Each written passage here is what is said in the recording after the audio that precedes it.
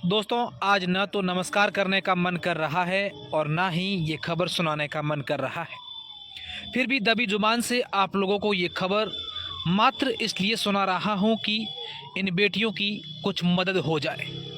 दरअसल आपकी मोबाइल की स्क्रीन पर आपको जो 7 बहनें नज़र आ रही हैं, ये सातों सगी बहनें हैं और 24 घंटे से ज़्यादा का समय हो गया इनके माता पिता और इनका एक महज 4 साल का मासूम भाई घर से बाहर गए हुए हैं और शायद इनकी आंखें उन्हीं का इंतज़ार कर रही है।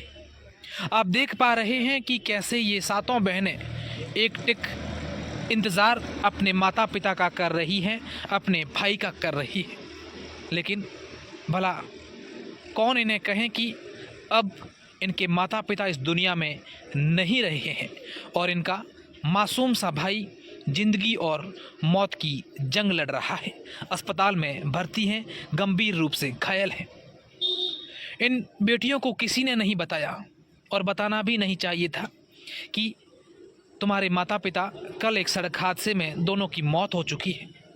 हालांकि आसपास, घर के आसपास लोगों का जमावड़ा, लोग आते जाते दिखे तो इनको शक जरूर हुआ। इनका कच्चा झोंपा जो आप देख सकते हैं कि माता पिता और भाई के बिना पूरा घर वीरान सा पड़ा है।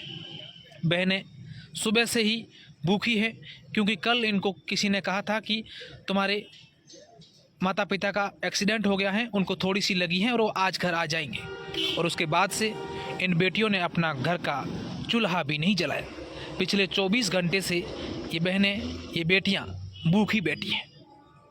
यकीन मानिए कि इस खबर सुनाने से पहले मेरी आंखें भी नम हो गई थी। जब हम खबर वहाँ कवर करने गए तब हमारे हाथ भी नहीं चल रहे थे कैमरा चलाने को लेकर।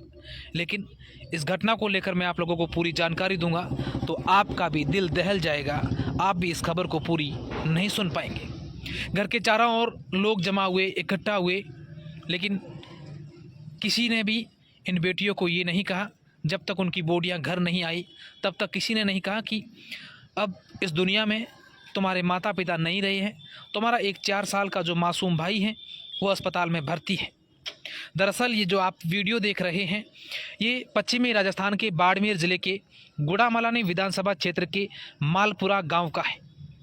और मालपुरा गांव निवासी खेताराम और कुकू देवी कल किसी काम को लेकर शिणदरी गए थे और वहाँ पर एक अनियंत्रित बोलेरो चालक ने उन दोनों को कुचल दिया। उन दोनों की मौत हो गई और इसके अलावा एक अन्य महिला की भी मौत हुई। और जब इन बेटियों को ये मालूम चला, पूरे गांव के लोग, महिलाएं इनके घर आए तो आप यकीन मानिए कि उस घर में किस तरीके से मातम छाया हुआ होगा। आप देख पा रहे हैं।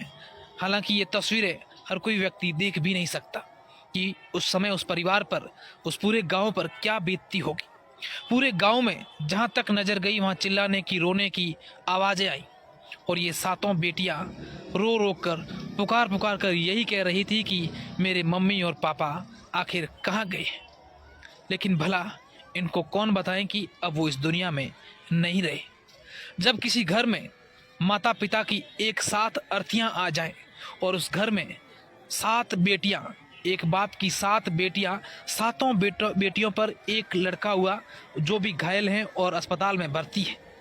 पूरे गांव के जितने भी लोग थे, आसपास के गांव के लोग थे, एक भी ऐसा व्यक्ति नहीं था जिसकी आंखों में आंसू नहीं हो।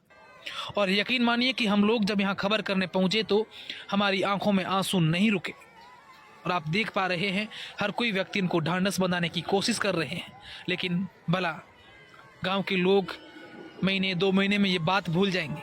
उन बेटियों पर क्या बीतेगी जिनको जिंदगी भर यही बात कोसती रहेगी कि आखिर हमारा क्या कसूर था, उन भगवान ने मेरे माँ बाप को हमसे क्यों छीन लिया। कौन इन बेटियों की शादी करवाएगा, कौन इन बेटियों को पूरा ध्यान ख्याल रखेगा।